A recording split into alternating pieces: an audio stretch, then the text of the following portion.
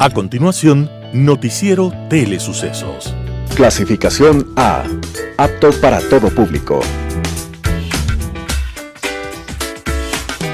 Un noticiero pensado para usted porque se lo merece. Nos acercamos a la realidad desde diferentes perspectivas. Noticiero Telesucesos. Primera parte del Noticiero Telesucesos con las noticias más importantes del día.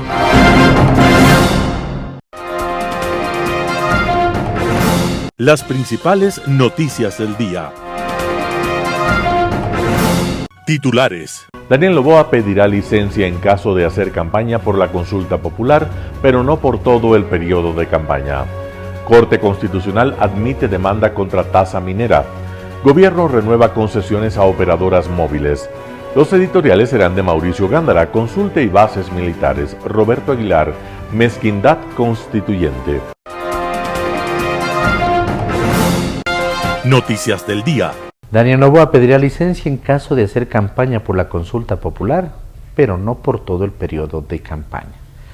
La campaña por la consulta popular y el referéndum que se votará el 16 de noviembre empieza a la medianoche de este viernes y para este periodo de 13 días el presidente de la República, Daniel Noboa, deberá pedir licencia para promocionar sus 4 preguntas de cambios constitucionales y ajustarse al menos 7 reglas establecidas en la ley electoral y la jurisprudencia. Entre el 1 y el 13 de noviembre, 15 organizaciones políticas y sociales calificadas por el Consejo Nacional Electoral, CNE, podrán promocionar sus posturas de sí o no a las 4 preguntas de referéndum que se votarán este 16 de noviembre. Por su parte, el presidente Noboa aseguró este viernes 31 de octubre que pedirá licencia en caso de realizar campaña para la consulta popular y el referéndum de noviembre del 2025, luego de que el Consejo Nacional Electoral señalara que el mandatario debe cumplir con esa obligación.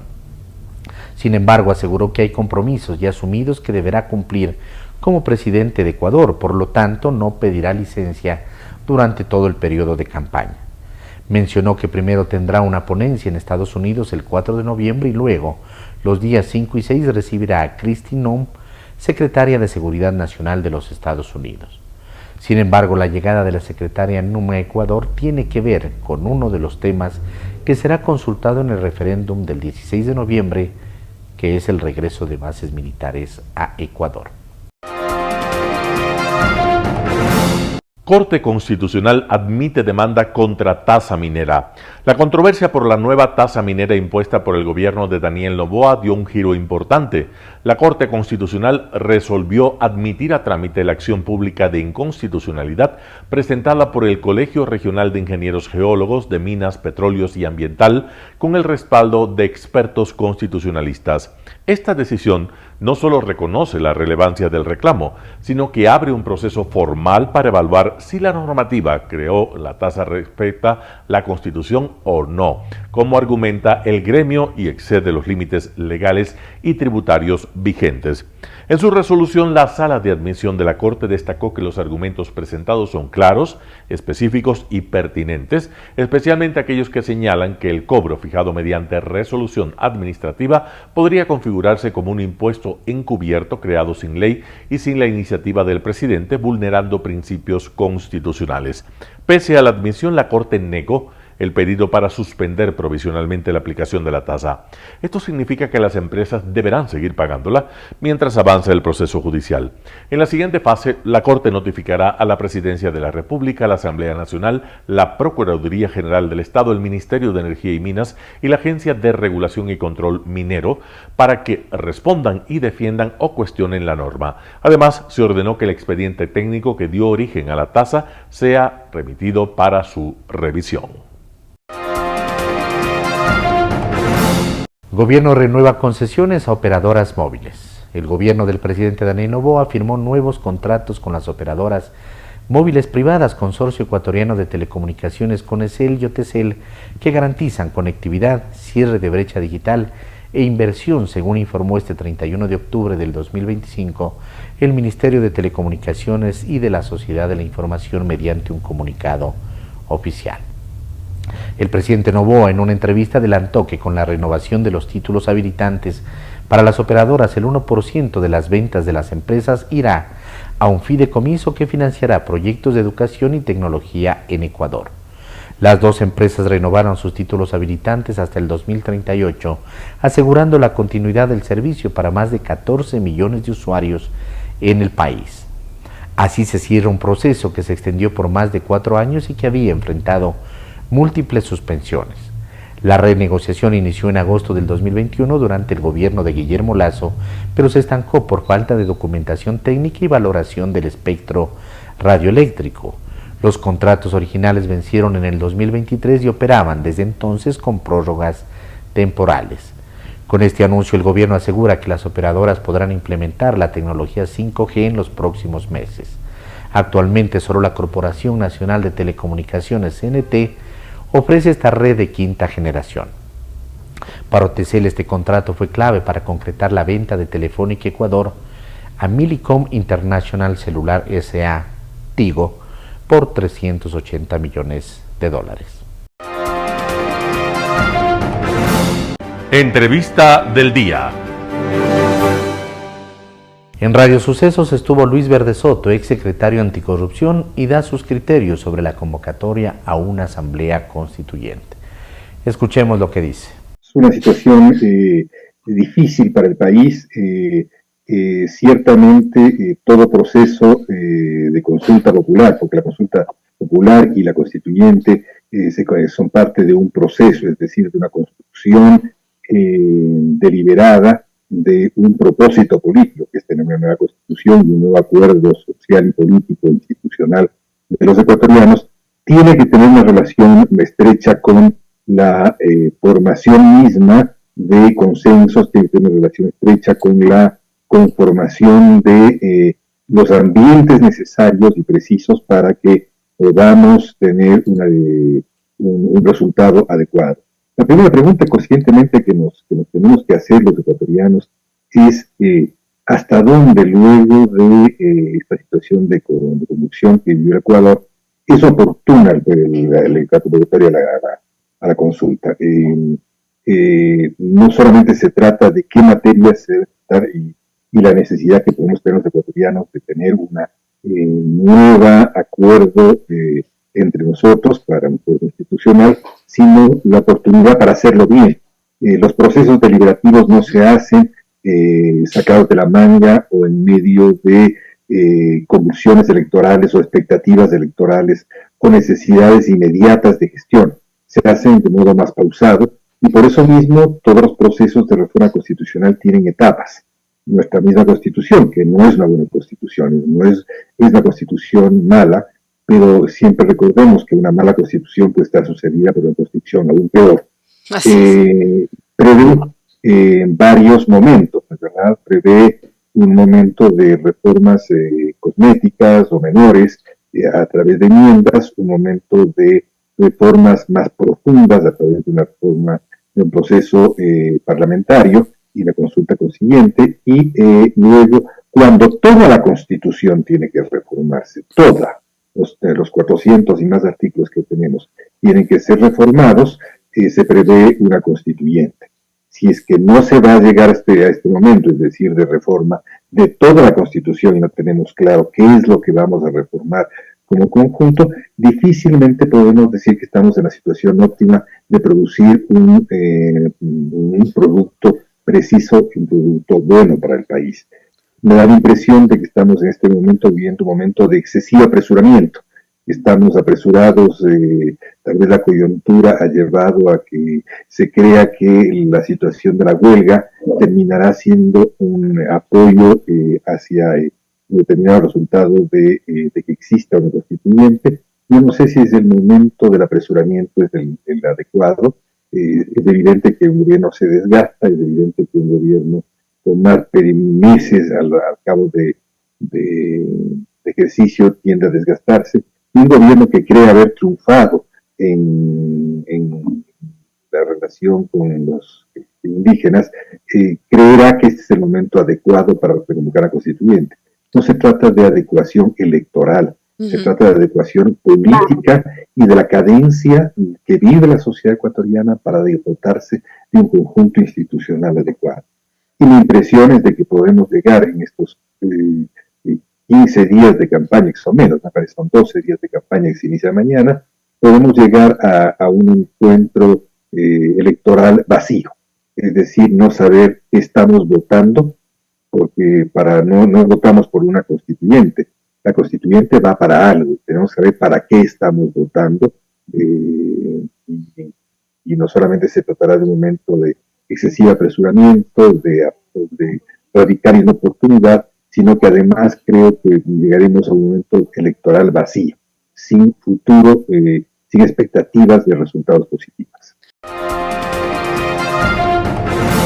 Daniel Curi, profesor de Derecho en la Universidad del Río, habla sobre las propuestas estructurales a la Constitución desde la academia. Vamos con la nota. Bueno, desde la universidad hemos estado analizando justamente estas posibilidades de cambios que puede tener la Constitución, ¿verdad? Y cambios que pueden ir desde una cuestión meramente conceptual, como es esta, de cómo concebimos al Estado y las implicaciones que ello puede tener, hasta cuestiones un poco más pragmáticas o institucionales que vienen a ser los cambios de la justicia. Entonces, claro, en ese primer punto sobre el concepto del Estado, hay que tener en cuenta de que cuando se hizo justamente o cuando en la ilustración se empezó a pensar esta idea de un nuevo Estado que salía, ¿verdad? Al Estado, verlo como un Estado social, democrático, de derecho, ¿sí? Entendemos de que detrás de cada una de esas palabras hay también una fuerza filosófica, una fuerza de ideas, una fuerza de valores, que es lo que queremos recuperar justamente, ¿sí? Entonces, con un Estado social nos referimos justamente al hecho de que no vivimos en aislamiento, vivimos en comunidad y que queremos justamente esa comunidad. ¿Por qué? Porque de una u otra manera esa comunidad nos trae seguridad, ¿verdad? La idea justamente de poder vivir en comunidad es podernos unir entre todos, y seguridad que no solamente va a significar seguridad en un sentido de libre de agresiones, ¿verdad? En seguridad ciudadana en ese sentido, sino que también va a ser seguridad económica, seguridad alimenticia, es decir, el poder estar seguro que dentro de mis relaciones sociales no voy a ser víctima de arbitrariedades. Y de ahí es que también va de la mano justamente el uso de la palabra Estado de Derecho, ¿verdad? Derecho con mayúsculas, ¿verdad? Nosotros en la Constitución actual tuvieron esa magnífica idea de cambiar la idea de derecho con derechos y justicia, ahí derecho con minúscula y no con mayúscula, ¿verdad? Y lo que terminó haciendo esto es atropellando el principio de legalidad. Sí, entonces la ley ya no importaba. Cambia todo, ¿no? Exacto, la ley ya no importaba, lo que importaba era cuál era el criterio de justicia que a alguna persona se haya ocurrido, y en base a eso entonces se podía hacer un fallo incluso en contra del texto legal. Incluso cuando el texto legal fue aprobado en las urnas por los ecuatorianos, ¿verdad? Tuvimos a la Corte Constitucional que dijo, no, eso no significa lo que dice ahí, sino que significa otra cosa. Se aparta entonces completamente de la literalidad para poder hacer interpretaciones algo antojadizas, que pueden ser correctas o pueden ser incorrectas. Ok, no vamos a discutir eso de ahí, ¿ya? Pero la metodología como se lo hace, la forma como se lo hace, o el atropello a la legalidad, justamente es algo que decimos no puede ser así, y es algo que hay que rescatar. Entonces, no podemos seguir con ese experimento que no ha funcionado de un Estado de derechos y justicia, sino que a regresar al Estado de Derecho, un Estado de legalidad, que al final es lo que nos falta más, ¿verdad? Ese criterio de legalidad. Y luego, claro, un Estado democrático, porque en la democracia reconocemos a los demás como iguales, reconocemos a todos con el mismo grado de dignidad, ¿verdad? Y el poder tratar a todas las personas con ese grado de dignidad, pues es importante. Y añadir entonces, o agregarle ese término de constitucional, justamente es para mantener la supremacía de la Constitución. ¿Sí? No es solamente un Estado que sobrevive bajo estos tres principios de dignidad, legalidad y seguridad, sino que también la Constitución va a ser entonces esa norma suprema que va a ser plenamente justiciable. Importante. Vamos revisando los cambios más importantes que sugiere la Universidad del Río en este documento con 11 puntos. Por ejemplo, algo que se refiere a nacionalidad. Aquí se sugiere eliminar el artículo numeral 3 del artículo 7 que otorga nacionalidad a personas nacidas fuera del país con simple presencia de zonas de frontera, y también volver al criterio de la Constitución del 98 que se exigía vínculos más claros con el Estado ecuatoriano. Esto porque es importante, y también no sé si topa más adelante, Daniel, esto de la ciudadanía universal que ha sido tan cuestionado.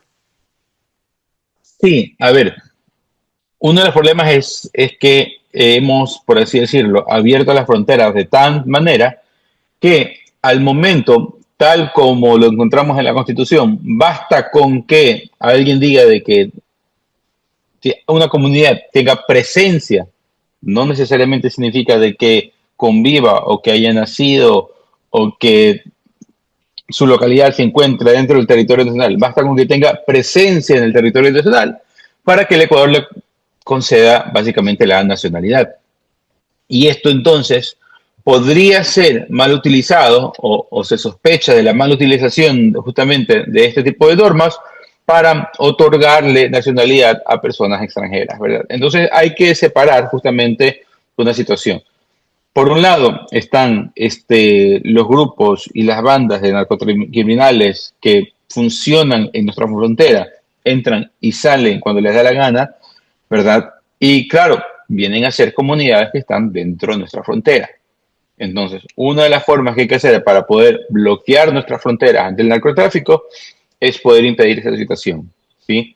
Pero entonces dirán, pero es que hay otro grupo de personas que también se mueven libremente por las fronteras de todo el Amazonas, que vienen a ser justamente las tribus no contactadas, que vienen a ser justamente bastantes de comunidades indígenas, y en esos casos, pues, claro, son dos situaciones diferentes. Una, pues, a las que sí están contactados y que quieran entonces ejercer los derechos en el Ecuador, derechos de participación principalmente, entonces tendrán que certificar de que efectivamente pues están viviendo en el Ecuador o existe esa presencia, para que no venga cualquiera a decir, no, es que yo vivo por ahí y por lo tanto merezco la nacionalidad.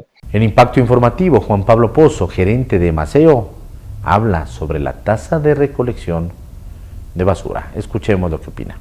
Estimado Edgar, buenas noches. Muchas gracias por la invitación. Un saludo también a toda la ciudadanía que nos escucha. Sí, mire, Edgar, como usted menciona, sí, el alcalde ha solicitado y el plan es cobrar a través de la planilla de agua potable. Este tema nos hemos visto obligados una vez que el gobierno nacional, de manera unilateral, ha decidido culminar con este convenio que tenemos con la empresa eléctrica Quito, a ver varias otras opciones, otros escenarios. Es así que hicimos varios escenarios, varias propuestas desde el punto de vista técnico, jurídico, también un tema que sea un tema progresivo para la recaudación, para que no haya la menor afectación al ciudadano, y así que se ha decidido ir por la empresa eléctrica, por la empresa de agua potable. Esto también tiene que realizarse un cambio a la normativa, tiene que salir a través de una ordenanza municipal aprobada por el Pleno del Consejo, y lo cual también tiene sus tiempos establecidos. Lo que se estima es que para hasta finales de este año y ya poder contar con esta normativa que nos permite realizar la recaudación a través del agua potable. Ahora, y mientras tanto, ¿existen los fondos para el desenvolvimiento normal de Emaceo? Es decir, ¿no habrá problemas en la recolección de basura por parte de esta entidad en el Distrito Metropolitano de Quito?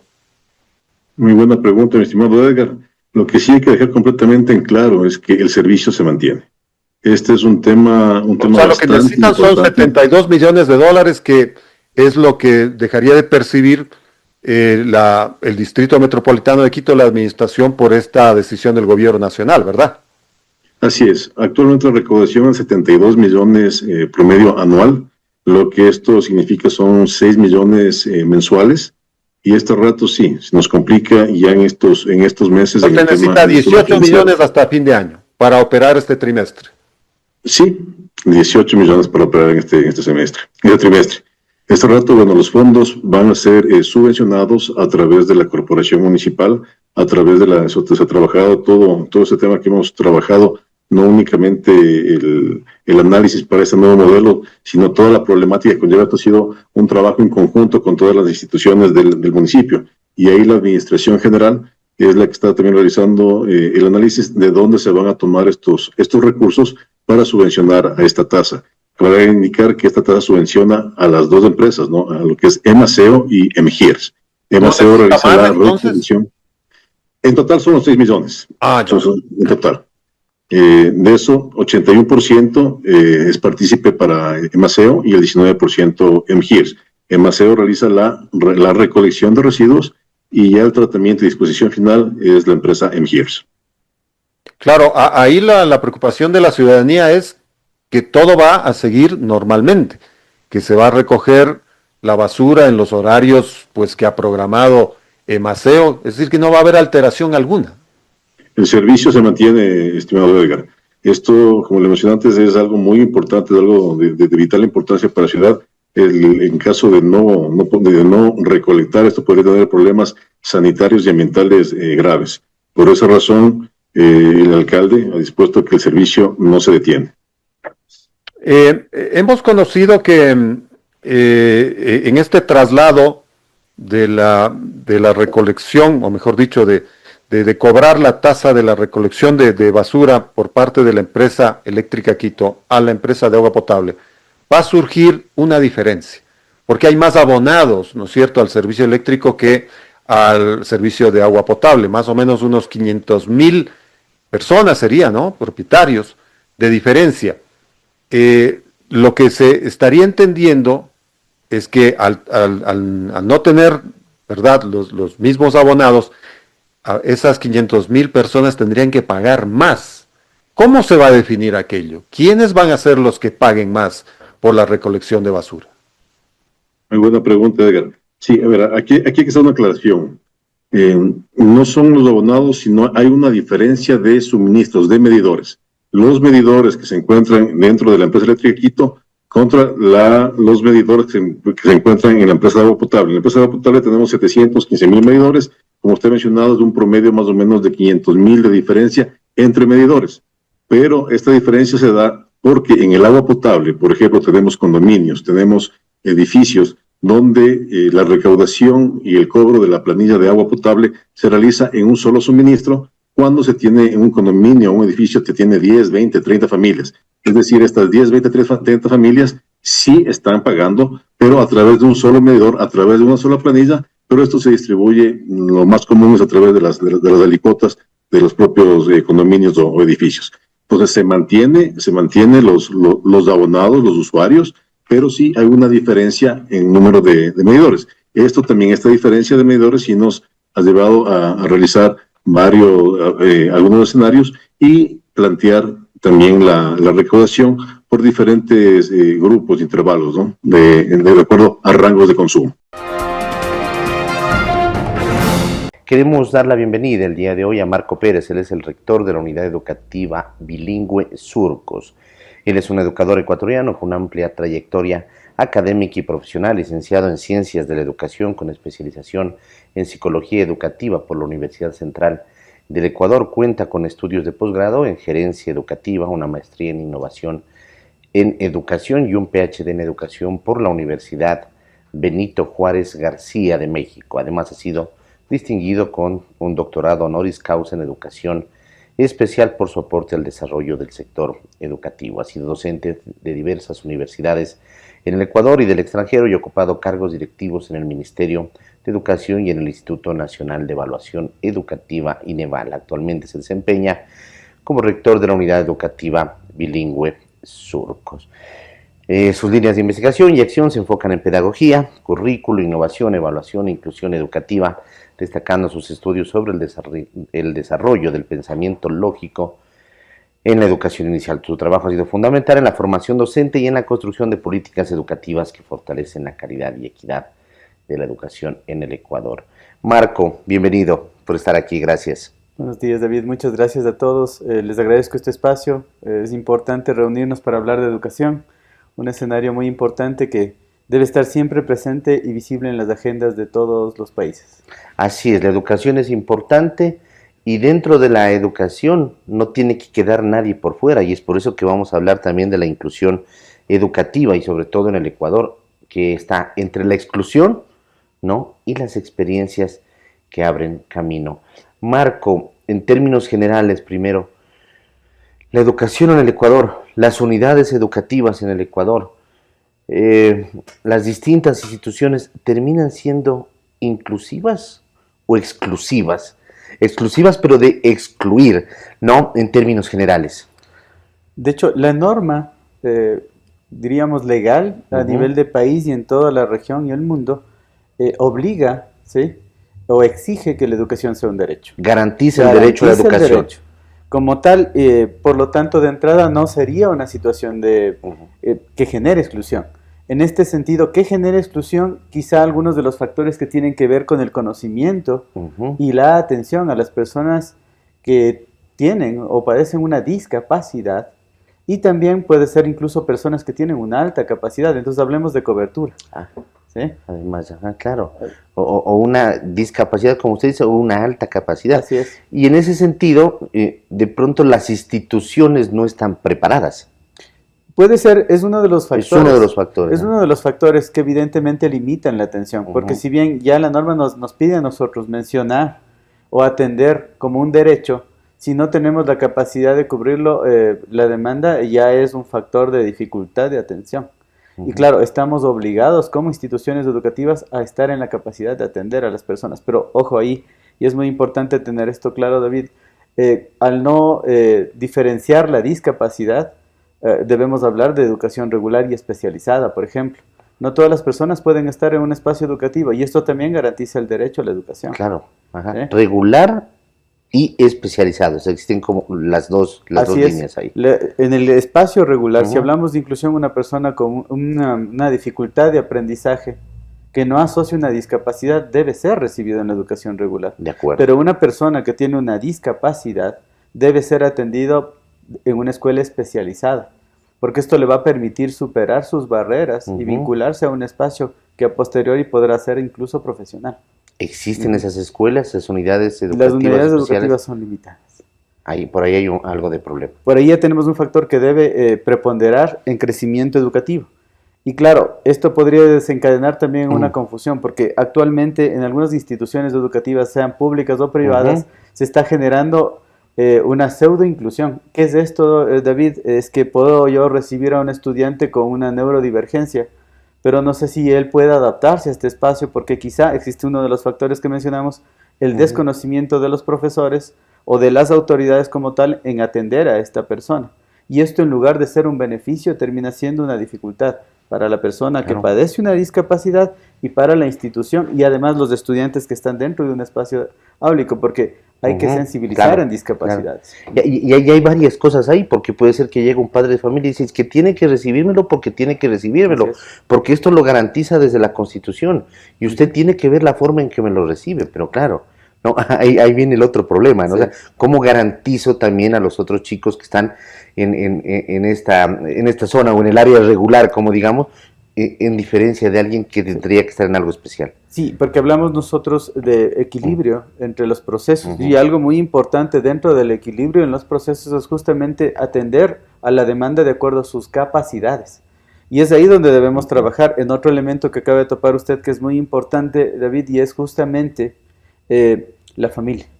Porque, claro, la familia muchas veces no está sensibilizada a la discapacidad y pretende que un niño que tiene una discapacidad ingrese a un espacio regular. Que ha sido diagnosticada incluso, porque puede ser no puede ser una discapacidad física, sino neurológica, de cualquier tipo, y claro, está, digamos, diagnosticada, pero el papá dice, no, es que mi hijo tiene que entrar. En muchos de los casos se da inclusive, por eso hablo de pseudo-inclusión, porque puede ser que el chico, el niño, niña o adolescente no fue diagnosticado, pero está incluido en una institución regular.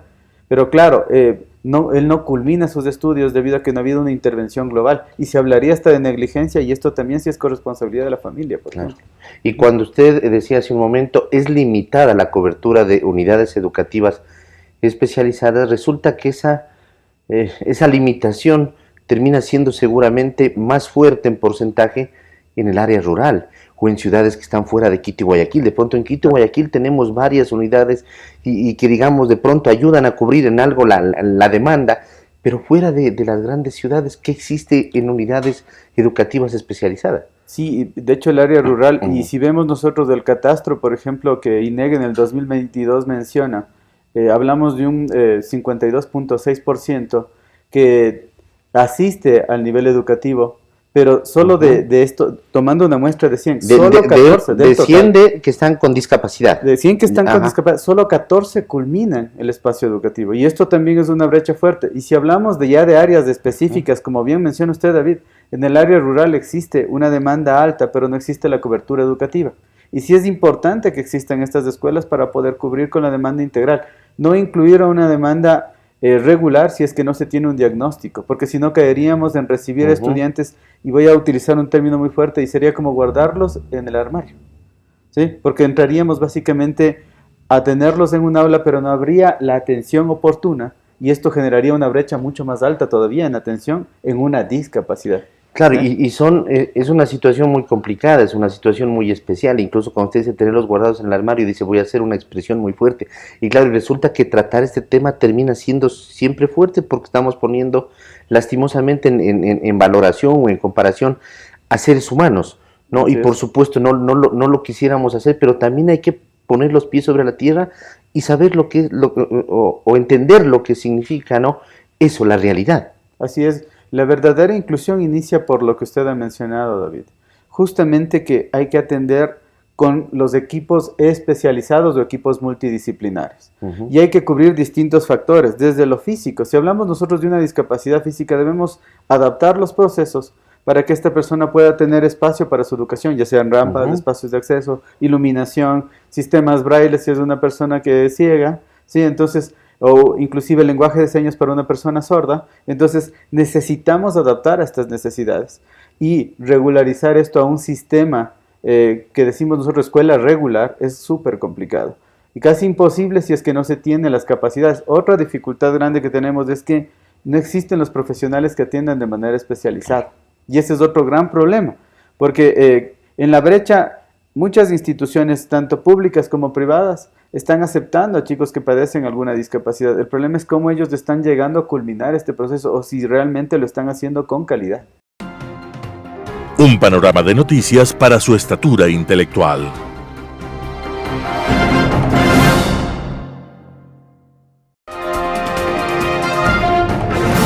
Editorial. Consulta y bases militares, artículo de Mauricio Gándara publicado en Diario El Universo. Recordaré que varios ciudadanos apoyamos la propuesta de Simón Espinosa para, mediante plebiscito, derogar la Constitución del 2008 y declarar la vigencia de la inmediatamente anterior, la de 1998, y así no se produjera un vacío legal. Hoy el presidente de la República nos consulta para convocar a una asamblea constitucional, pero no informa en qué consiste su nueva Constitución, sino que nos avisará sobre ella después de obtener la aprobación popular. Es decir, estamos ante una consulta a ciegas. Nos avisará después de que el pueblo le haya dado plenos poderes, lo que convierte la consulta en un acto de fe, no de derecho. Pasaremos a lo de las bases militares. Lo que se vive hoy geopolíticamente es muy distinto de lo que ocurría a mediados de los años 90, cuando en el gobierno de Yamil Maguad se concedió a los Estados Unidos el uso de lo que se conoce con el nombre de la base de Manta. La hegemonía norteamericana era indiscutible en el mundo luego de la desintegración de la Unión Soviética y con mayor razón lo era en América.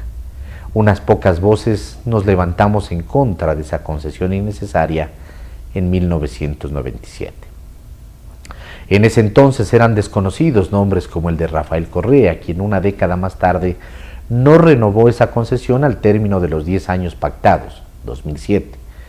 Mucha gente mal informada atribuye a la no renovación de esa concesión todos los males habidos y por haber y el aumento actual de la delincuencia en el 2025. Si se revisan las estadísticas, con la instalación de la base subieron los índices de criminalidad y bajaron luego cuando la evacuaron. Hoy nuevas bases le expondrían al Ecuador a peligros innecesarios ocasionados por las nuevas realidades mundiales y señaladamente por la que tiene lugar en este momento en el Mar Caribe. Ya vemos que, aún sin bases, nos hemos visto comprometidos involuntariamente por lo ocurrido con un ecuatoriano víctima del hundimiento de la embarcación en la que se encontraba, donde tenían lugar las acciones arbitrarias de la flota norteamericana hundiendo, lanzando misiles contra pequeñas embarcaciones, generalmente de pescadores en aguas internacionales. La amenaza de los Estados Unidos de actuar militarmente contra Venezuela ha provocado la reacción, entre otros, de Colombia y Brasil, no en defensa de Nicolás Maduro, cuyo triunfo electoral ambos gobiernos han cuestionado, sino de la inviolabilidad del territorio latinoamericano. Vemos con satisfacción que en una conferencia en Asia el presidente de Brasil, Lula da Silva, se ha ofrecido ante Donald Trump a ayudar a un entendimiento con Maduro a que cesen las amenazas.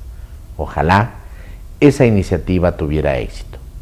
El peligro para Ecuador aumentaría mucho más si Estados Unidos invadiera territorio venezolano, este momento en que ya hay presencia armada de Rusia y China de respaldo a Venezuela. Hay una triste experiencia con las bases que Estados Unidos ocupó durante la Segunda Guerra Mundial. Todas sus instalaciones las destruyeron. El daño ambiental en Galápagos fue inmenso. En su anterior administración, el señor Trump retiró a Estados Unidos del Tratado Ambiental de París. Artículo de Mauricio Gándara, publicado en diario El Universo.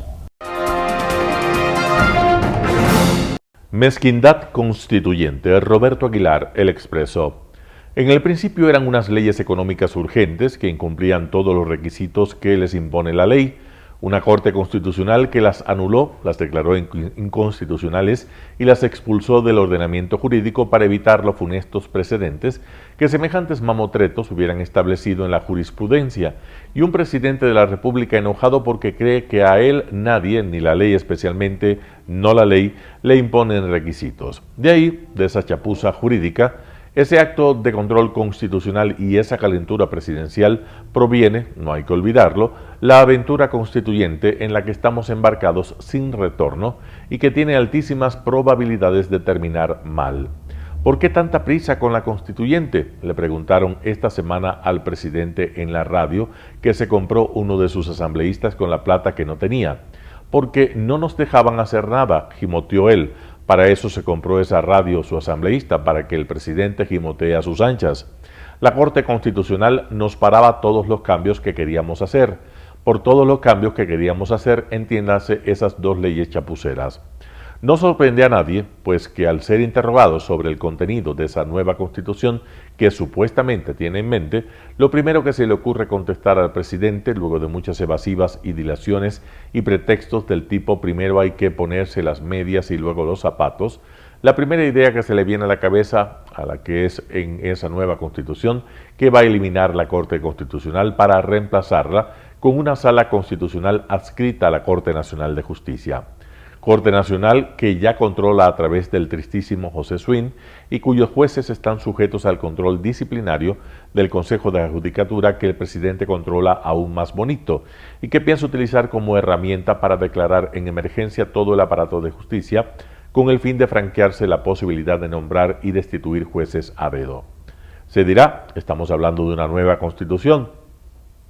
Una nueva Constitución trasciende las coyunturas políticas actuales, los Pepitos Swins, los Maritos Godoyes con su pandilla, y traza un proyecto de país para el futuro, con la esperanza de durar por muchos años. Pues bueno, eso hay que decírselo al presidente, que es el que no mira más allá de sus narices, y sus narices terminan ahí donde concluye su mandato, y está empeñado en crear un sistema en el que la presidencia de la República se libere del control constitucional mediante el eficaz procedimiento de controlar a los controladores. Y ese control de los controladores ya sabemos cómo se ejerce. Así que ya tenemos dos claras pistas de cómo es la Constitución soñada por Daniel Noboa. En primer lugar, es una que refuerza aún más el hiperpresidencialismo diseñado en Montecristi. Rafael Correa debe estar encantado, gracias a la eliminación del órgano que le pone límites a su poder, la Corte Constitucional. En segundo lugar, es una Constitución que necesariamente durará poco tiempo. El mismo presidente la está pensando en función de Pepitos Swins y Maritos Godoyes y mezquinos calculitos de paupérrimas agendas. Roberto Aguilar, El Expreso. Noticias internacionales. El príncipe Andrés perderá el título de príncipe y abandonará la casa real, según el Palacio de Buckingham. El rey Carlos III despoja a su hermano, el príncipe Andrés, de los títulos que le quedan y le desaloja de su residencia real, según ha informado el jueves el Palacio de Buckingham en un comunicado. El palacio dijo que Andrés ahora será conocido como Andrew Mountbatten Windsor y no como un príncipe. La medida se produce tras las revelaciones sobre su relación con el delincuente sexual Jeffrey Epstein. El comunicado de Palacio confirma que Su Majestad ha iniciado un proceso formal para retirarle los títulos y honores al príncipe Andrés. La renovada atención se debe a las afirmaciones de Virginia Roberts Giuffre, que se suicidó en abril, de que tuvo encuentros sexuales con Andrés cuando tenía 17 años.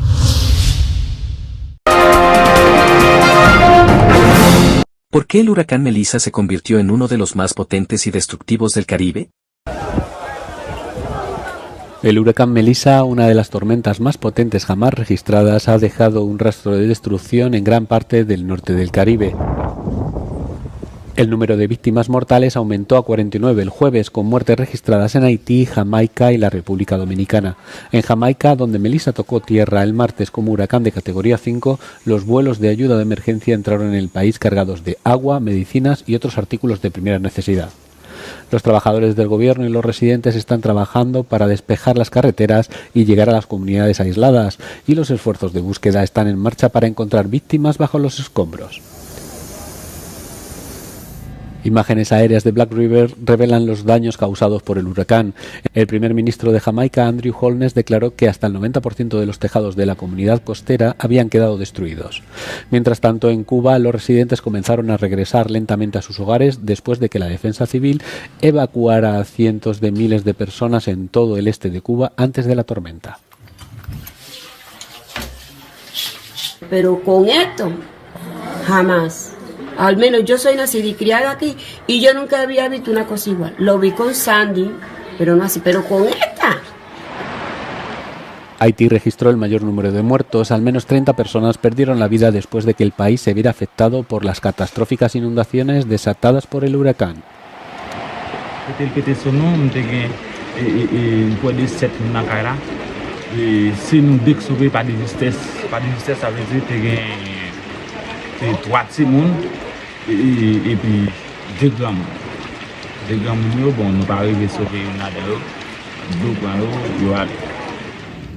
La tormenta Melissa pasó rozando el sureste de Bahamas el miércoles. El jueves por la noche, Melissa se debilitó a tormenta de categoría 2 al pasar por el oeste de las Bermudas.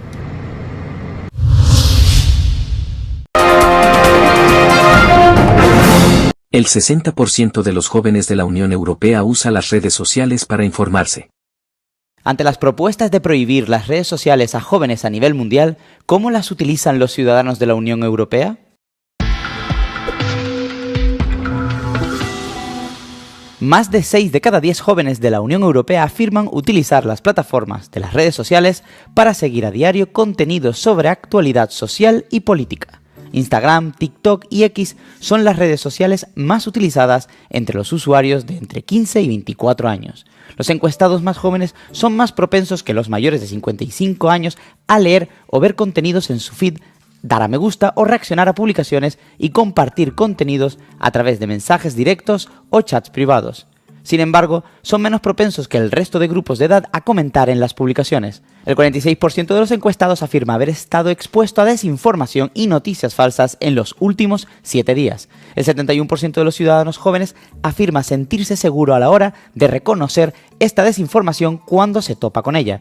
Las estrategias de verificación más utilizadas por los jóvenes son asegurarse de que la información procede de una fuente de confianza, comprobar en los comentarios para ver qué dicen otras personas al respecto y verificar si las imágenes o los vídeos parecen reales o falsas. Los grupos de edad más jóvenes son más propensos que los mayores a seguir las cuentas de organizaciones internacionales, partidos y políticos de la UE. Sin embargo, los mayores son más propensos a opinar que siguen estas cuentas para mantenerse informados de la actualidad.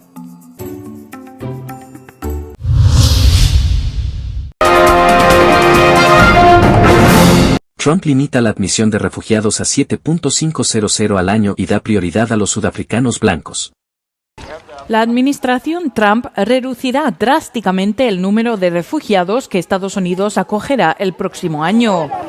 El nuevo límite será de 7.500 personas, una caída notable frente a las 125.000 aprobadas bajo el gobierno de Joe Biden.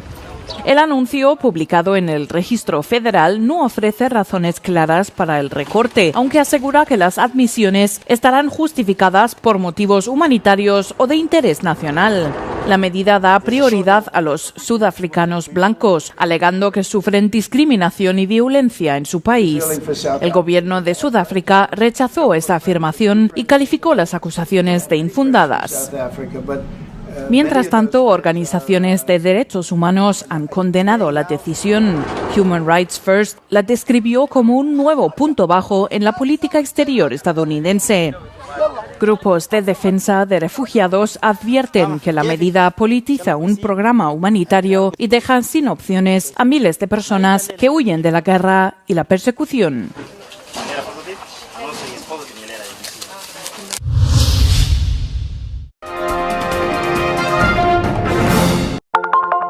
Telesucesos, Canal 29 UHF de la ciudad de Quito. Un canal de televisión abierta. Siempre inédito. Para una audiencia especial. Somos cultura, educación, salud, opinión calificada, normas de vida. Y todas las tardes, de lunes a viernes, desde nuestros estudios en Arena Telesucesos, escenario propio destinado a promover el deporte. En tiempo real. Usted y su familia, en su televisor, desde la comodidad de su hogar, disfrutarán de los partidos, eventos, campeonatos que realizamos diariamente de ecuavóley, básquet, box, lucha libre, cachascán, gimnasia, artes marciales, tenis de mesa, fútbol sala, transmisiones en vivo de los principales partidos de fútbol barrial y colegial. En fin, somos un canal inédito. Inéditos en el deporte, transmisiones de acción y conocimiento en el deporte, espacio diario conducido por el arquitecto David López todas las tardes, de lunes a viernes, de 4 a 5 de la tarde. Siempre inéditos y distintos, siempre jóvenes, personajes jóvenes de generaciones nuevas.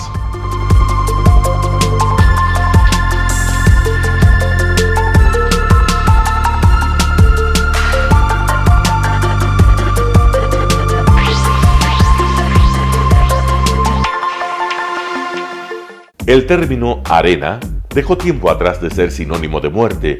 Hoy es un espacio de vida, de desarrollo de una de las actividades básicas del comportamiento humano, el deporte, que quizá, como ninguna, moviliza sentimientos y emociones, elimina como principio la violencia, intereses personales, trampas, desunión e intrigas.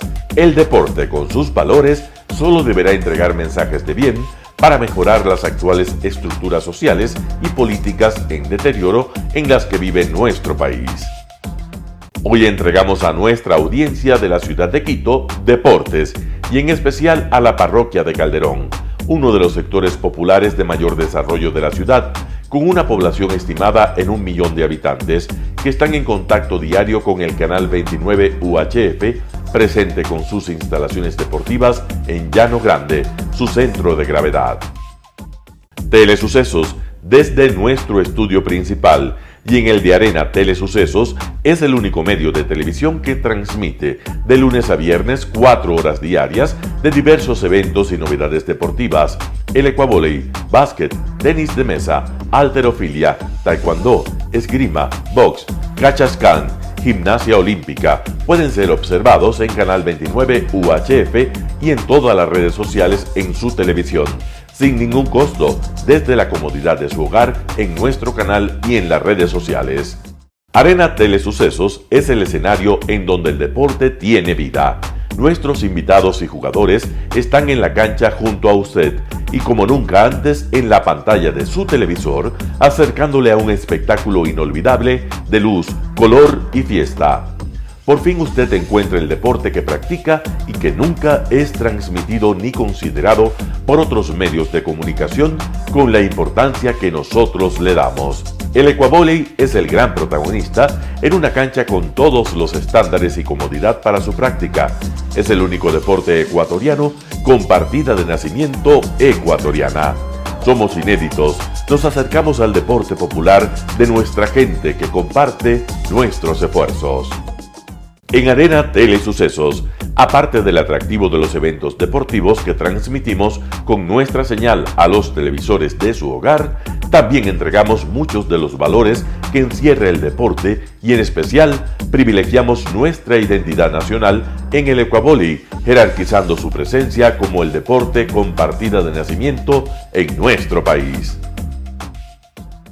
Telesucesos no solo entrega en su programación de deportes un espectáculo, sino que impulsa, privilegia y exige a quienes participan que sean parte de los valores y méritos que el deporte encierra: esfuerzo, superación, perseverancia, respeto, solidaridad, compañerismo, disciplina, puntualidad, sana competencia, honradez en la cancha y fuera de ella. La práctica deportiva siempre generará beneficios positivos para su cuerpo y entregará salud estable, pero refuerza además la identidad personal y premia siempre el éxito conseguido. Estamos entregando a nuestra ciudad con Arena Telesucesos un esfuerzo más de un medio que es fiel a su identidad y que a través de sus contenidos de salud, cultura, opinión calificada y ahora deportes, pretende difundir lo que, aparte del entretenimiento, requiere nuestra gente. Lo hasta ahora realizado está hecho con mucho esfuerzo, pasión y el entusiasmo de nuestra parte, de nuestros empleados, trabajadores y pequeños empresarios que creen en nuestras motivaciones. Hemos dado los primeros pasos para este proyecto que seguiremos haciéndolo gracias a ustedes. ¿Cómo llegar? Nuestras instalaciones se encuentran en el norte de la ciudad, en un sector de gran crecimiento y desarrollo urbano al que se accede a través de la vía E35, más conocida como la Avenida Panamericana Norte. Desde el centro comercial El Portal, a 2 kilómetros a la derecha, se encuentra la calle García Moreno, antiguo camino a Llano Grande, una arteria en la que se desarrollan dinámicos comercios.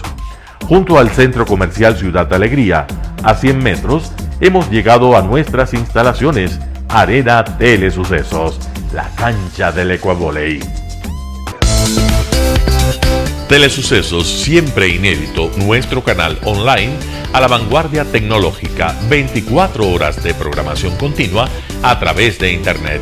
Telesucesos Internacional. En el Ecuador y en el mundo, Telesucesos Internacional. ¿Cómo lo sintoniza? Ingresando a www.telesucesos.net. Telesucesos Internacional. Telesucesos, el canal de televisión siempre inédito. El noticiero Telesucesos es retransmitido de lunes a viernes a las 7 horas por Radio Planeta Sur 106.1 FM de la ciudad de Loja. Noticiero Telesucesos. Las opiniones vertidas en este espacio por la producción y dirección del programa son de exclusiva responsabilidad de sus autores y de quienes intervienen en ellos.